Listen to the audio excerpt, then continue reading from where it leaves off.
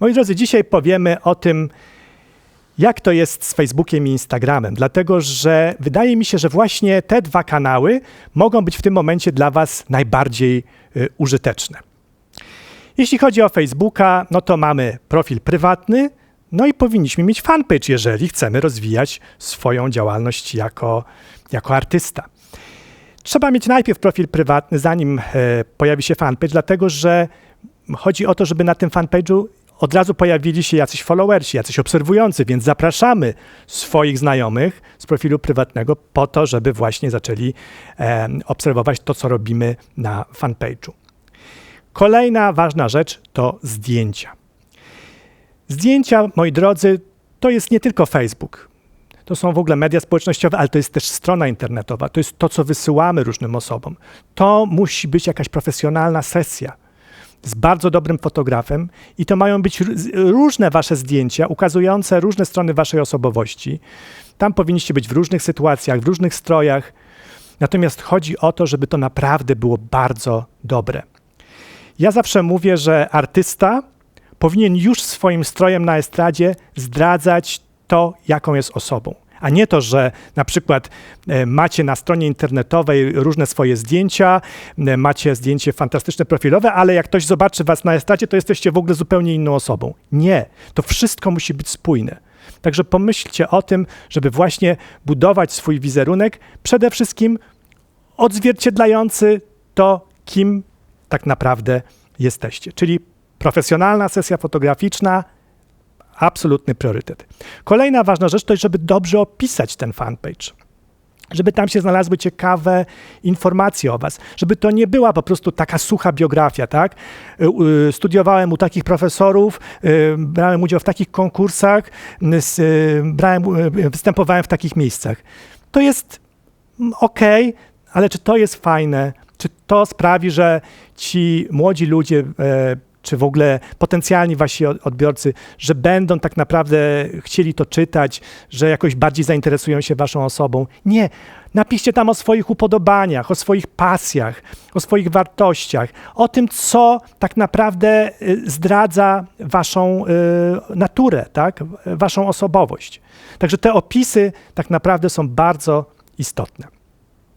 Jeżeli czujecie się jakoś tacy niepewni właśnie jeśli chodzi o obsługę mediów społecznościowych, może warto poprosić o pomoc kolegę, koleżankę, może kogoś z rodziców, dlatego że w tym wszystkim wymagana jest systematyczność.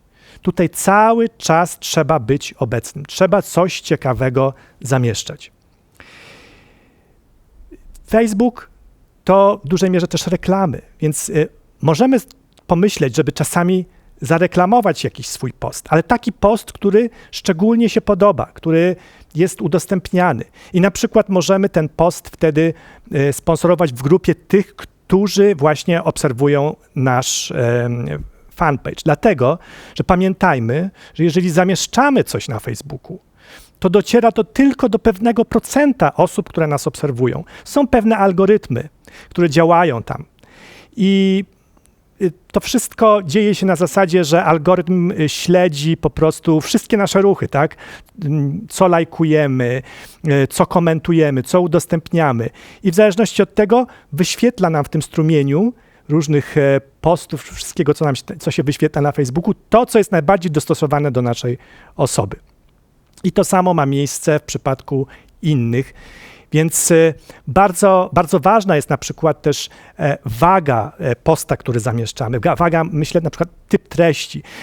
Facebook teraz bardzo preferuje różne filmiki wideo, ale to muszą być filmy wideo zamieszczane na Facebooku, a nie to, że dajemy link z YouTube'a. Bo jak już kiedyś mówiłem wam, Facebook i YouTube to są firmy konkurujące. Ważne jest to, czy nasz post jest właśnie udostępniany, czy jest komentowany i to też powoduje, że w jakim stopniu lepiej się wyświetla wśród tych, którzy są naszymi fanami. Oczywiście też czas jest bardzo ważny, więc trzeba po prostu posprawdzać jak to działa. Kiedy faktycznie widzicie, że jest większe zainteresowanie tym, co piszecie, a kiedy jest mniejsze. Poza tym ważne, na przykład w przypadku Instagrama są te wszystkie hasztagi, czyli słowa poprzedzone krzyżykiem, które jakoś wiążą się z treścią przez was zamieszczaną. I wtedy osoba, która szuka tego słowa, odnajdzie właśnie to zdjęcie, które zamieściliście.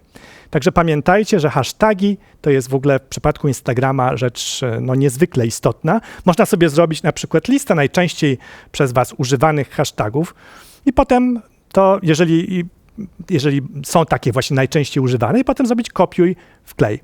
To jest wtedy o wiele pewnie prostsze. Jeżeli chcecie mieć więcej followersów, więcej obserwujących na Instagramie, to też można pomyśleć o tym, żeby lajkować, komentować posty osób, które mają podobne zainteresowania do waszych. Jest wtedy szansa, że oni zaczną obserwować to, co robicie. A pamiętajcie, że jeżeli już tych followersów będzie naprawdę bardzo, bardzo dużo, to wtedy też waszą osobą mogą zainteresować się reklamodawcy, że możecie nawiązać jakieś partnerstwo.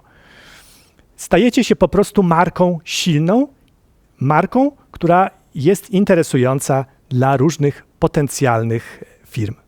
Także pamiętajcie, że Facebook i Instagram to są bardzo ważne kanały i na pewno w przypadku muzyków powinno się być aktywnym właśnie na tych kanałach.